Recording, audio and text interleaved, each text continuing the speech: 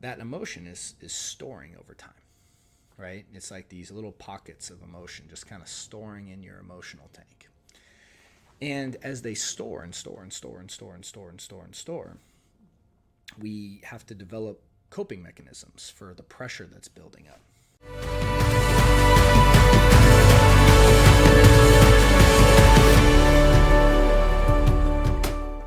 All right. Hey there, and welcome to this episode where I want to talk about the hidden cost of I'm fine and I'm stable or I'm better. And I want to really dive into this state.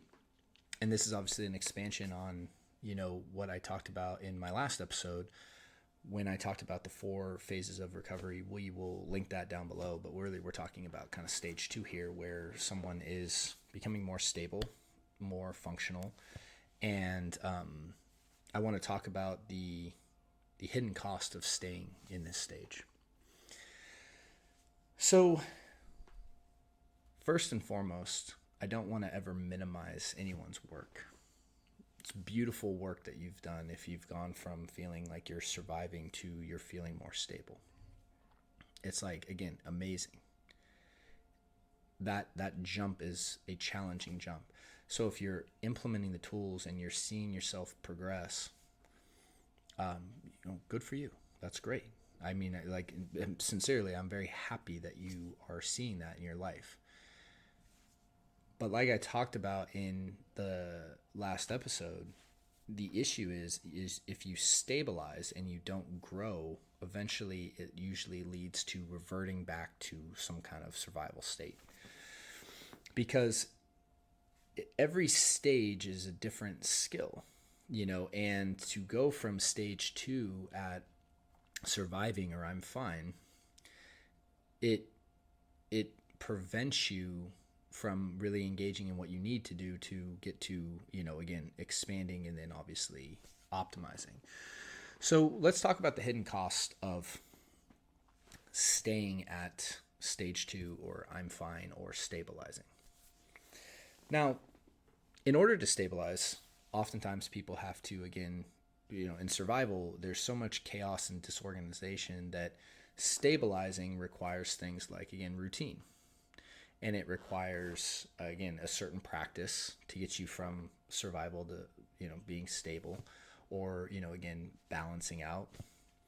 And those skills, by their very nature, kind of help you hold that threshold. But they prevent you from really expanding. And what happens is eventually the person, you wound up in survival for a reason. You have a certain way that you handle emotion, right? So if you avoid emotion and ruminate about it, if you avoid emotion and suppress or repress it, or try to express verbally, that emotion is storing over time, right? It's like these little pockets of emotion just kind of storing in your emotional tank. And as they store and store and store and store and store and store and store, we have to develop coping mechanisms for the pressure that's building up. Now, a lot of people spend a lot of time in their mind, again, worrying and ruminating and analyzing, right? So that's one coping mechanism. But there's also I'm just going to stay really busy so I don't have to confront my emotion. There's also I'm going to medicate myself. I'm going to just constantly be distracted. I'm going to be on my phone.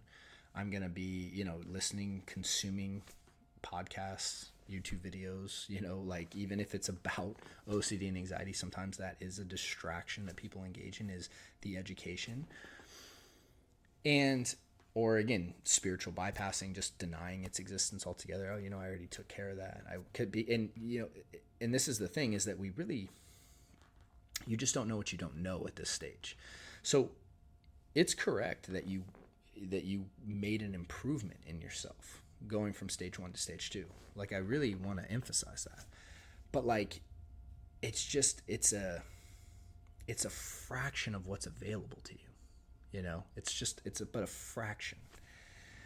And when we start talking about the cost of this stage, well, the cost of this stage is that we continue to engage in the very behaviors that lead us back to stage one.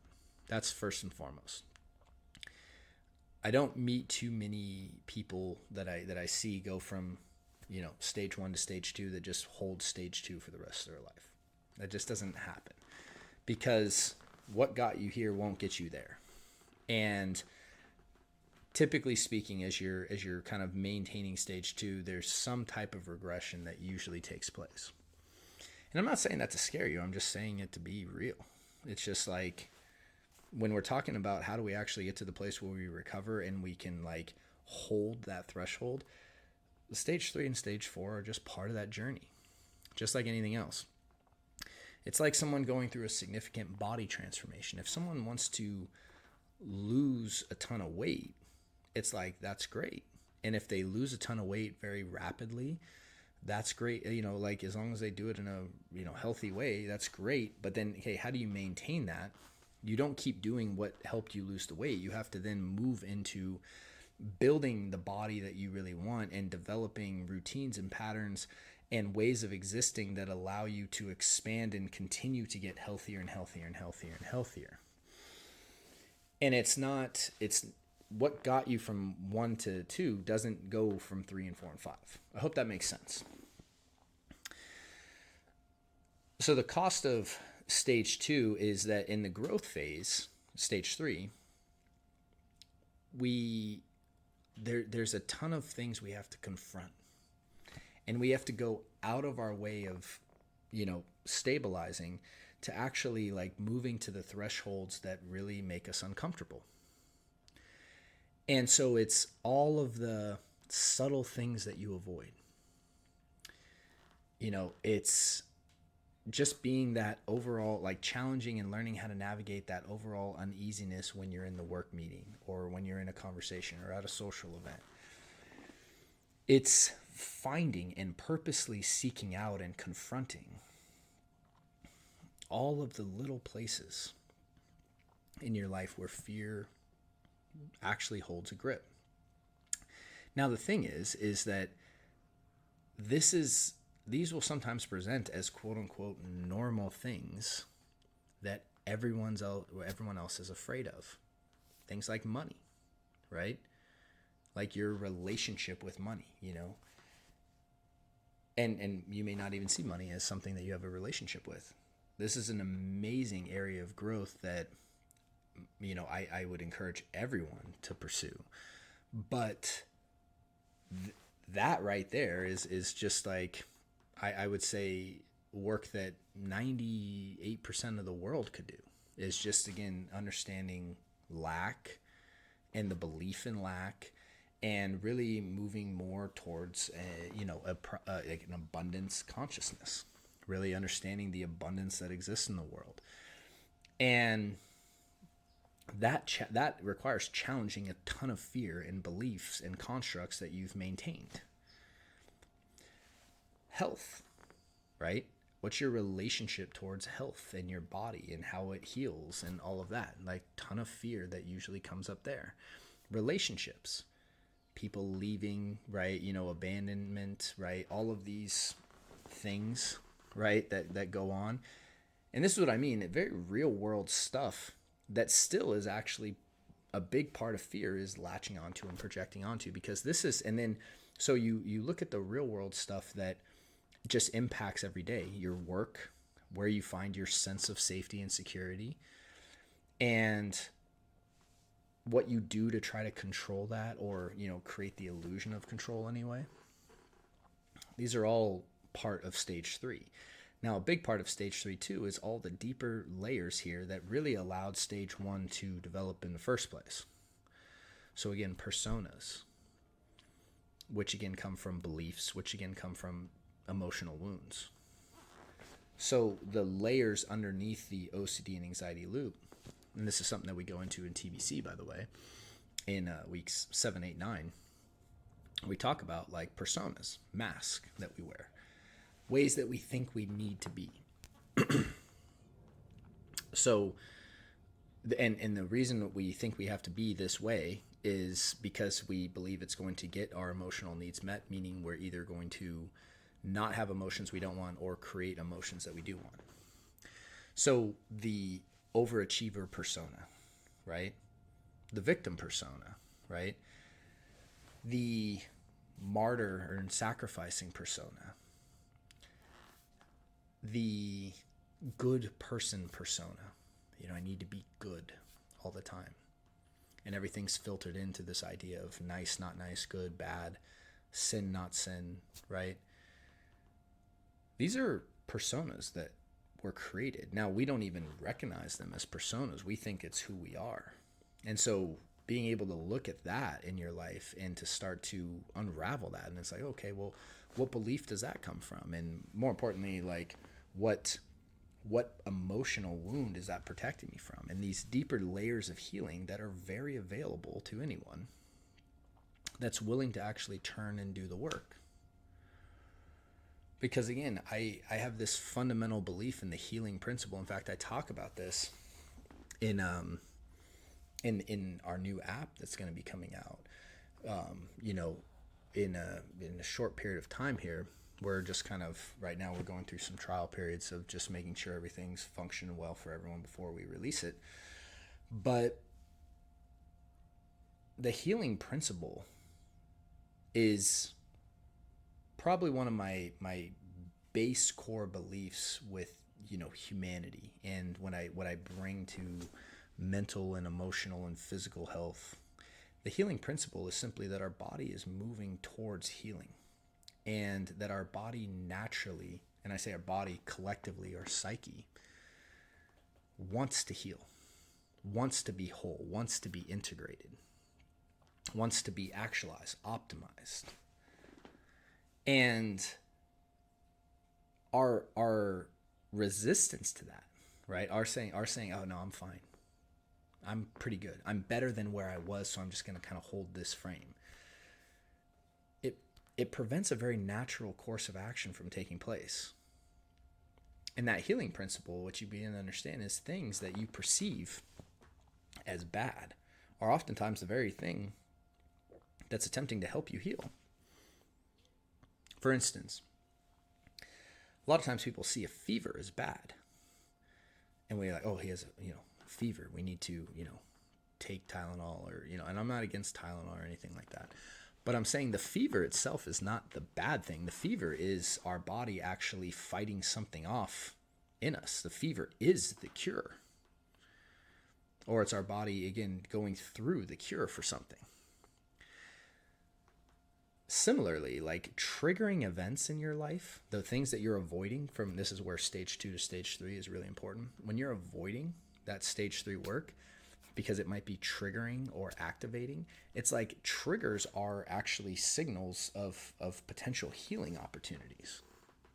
You begin to really get that when you start navigating into the stage 3 territory. You start to see, because in stage 1 and stage 2, you perceive things a certain way and you just think it's how they are. What you don't understand is in stage 3 and 4, the perception of everything shifts, the paradigm shifts, the belief shift. And that's really what allows, as you do that work, that you won't really regress back to stage 1. Because I read an interesting passage the other day that life will keep sending you the same events until you get the message. So when you're oscillating back from stage 1, stage 2, it's like you haven't gotten the main message yet. And that was me. So, this is not a casting stones thing. That was me. Absolutely. But to navigate that journey requires courage. It requires not to settle for I'm fine. It's like, I'm not settling for fine. I'm going to do the work. I'm going to understand that this is actually the best work I can do on this earth.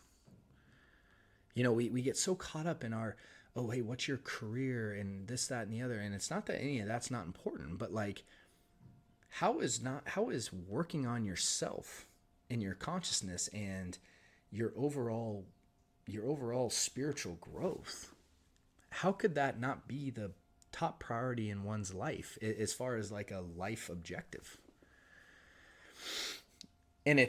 And all of, yes, your career and your family and your kids and all of that stuff all comes into that, sure. But we have to understand that that's a central thread, because you bring you into every aspect of your life. And we can't use the things that we're doing in life to distract us or avoid the primary work that we really need to be engaging in. And the problem with settling with fine is, again, there's going to be a natural regression. And you're going to constantly have these things that go on, right? I can't do that because it might trigger me. My mind's going really fast today. I need to avoid, I need to control, I need to do this. And there's always going to be that fear of regression. And because there's no progression, it's just going to inevitably help you to it's going to just drive you to backslide. So yes, while you may be in a state where you notice you're better than where you were, but it's nowhere near where you could be. And that's a huge mistake that I see people make, is they look at where they were and where they are, and they assume that that gap is good, not realizing the gap between where they are and where they could be is way more massive.